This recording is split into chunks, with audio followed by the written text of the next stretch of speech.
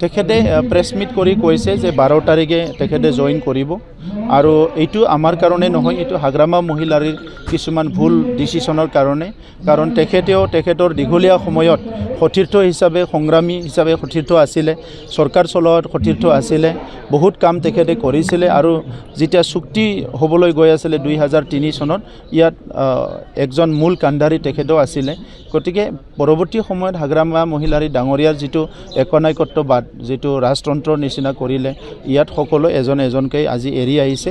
ইয়াত আজি যেটো পৰিৱেশ ইয়াত NDAৰ প্ৰাৰ্থী যিসকল আছে, বিজেপিৰ প্ৰাৰ্থী, AGPৰ প্ৰাৰ্থী আৰু UPPৰ প্ৰাৰ্থী, ইয়াৰ বাহিৰে বাকি প্ৰাৰ্থীসকলক ৰাইজে বিকল্প হিচাপে লোৱা নাই। ইয়াত এটাই মানে ৰাইজে ডিচিশ্যন লৈছে যে NDAক এবাৰ জয়যুক্ত কৰাব।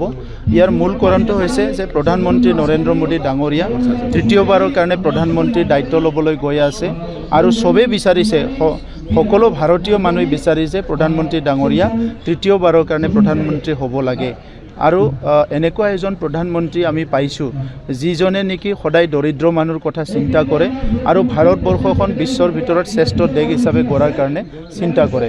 গতিকে এনেকুৱা এটা ভাল দিন, ভাল পৰিৱেশ, ভাল সময়টো কোনো হাতৰ পৰা যাবলৈ নিদিয়ে। সেইকাৰণে প্ৰধানমন্ত্ৰী ডাঙৰীয়াই সকলোৰে মনটো জয় কৰিছে আৰু সেইকাৰণে আজি সকলো মানুহে NDAৰ কেণ্ডিডেট ইয়াত বিজেপিৰ পৰা দিলীপ শইকীয়া ডাঙৰীয়াক পদুম ফুলত ভোট দিব। কোকৰাঝাৰত আমাৰ UPPLৰ কেণ্ডিডেট, NDAৰ কেণ্ডিডেট জয়ন্ত বসুমতাৰী ডাঙৰীয়াক ভোট দিব আৰু ঠিক তেনেধৰণৰ বৰপেটাত মানে AGPৰ কেণ্ডিডেটক ভোট দিব। তেনেকুৱা ৰাইজে এতিয়া ডিচাইড কৰিছে। তো সেইকাৰণে প্ৰধানমন্ত্ৰী ডাঙৰীয়াৰ কাম আমাৰ মুখ্যমন্ত্ৰী ডক্টৰ হিমন্ত বিশ্ব শৰ্মা ডাঙৰীয়াই 3টা বছৰত যিমানখিনি কাম কৰিলে, স্বাধীনতাৰ 70 বছৰ 75 বছৰত ইমানখিনি কাম কোনোদিন ৰাইজে দেখিবলৈ পোৱা নাই। গতিকে সাধাৰণ মানুহৰ কাৰণে, ৰাইজৰ কাৰণে ইয়াতকৈ ডাঙৰ কথা আৰু একো হ'ব নোৱাৰে। এইকাৰণে এই নিৰ্বাচনত কোনো প্ৰতিদ্বন্দ্বী নাই আৰু বিশেষকৈ BTR অঞ্চলৰ কথাটো ক'বলৈ গ'লে ইয়াত মোৰ প্ৰতিদ্বন্দ্বী হ'ব লাগিছিলে BPF, কিন্তু এতিয়া BPF কোনো দূৰত কোনো ছবিত নাই। তেখেতসকলৰ হাহাকাৰ হৈছে, নিজৰ দলত আৰু কোনো মানুহ থাকিব বিচৰা নাই। হয় UPPLত নহ'লে BJPত তেখেতসকলৰ মানুহবিলাক আহিব বিচাৰিছে। সেইকাৰণে আজিৰ পৰিৱেশটো চাই পেলাই মই BTRৰ ক্ষেত্ৰত ক'ব বিচাৰোঁ যে ইয়াত BPFৰ যিটো ছবি নাঙল সেইটো লৈ পেলাই নেক্সট ইলেকশ্যন খেলিবলৈ মানুহে নাপাব। বাকী অসমৰ ক্ষেত্ৰতো আৰু মই ক'বই নালাগে, আপোনালোকে দেখিয়ে পাইছে। গতিকে এই নিৰ্বাচনটো খুব এটা সুন্দৰ নিৰ্বাচন আৰু সেইটো NDAৰ কাৰণে নিৰ্বাচন। মাৰ্জিন কিমানমান হ'ব? বহুত মাৰ্জিন, 2.5-3 লাখৰ বেছি হ'ব ইয়াত।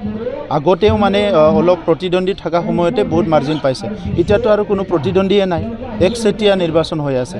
BPFৰ নেতা চন্দন ব্ৰহ্মই আপোনাৰ UPPLত যোগদানৰ কথা চলি আছে কি?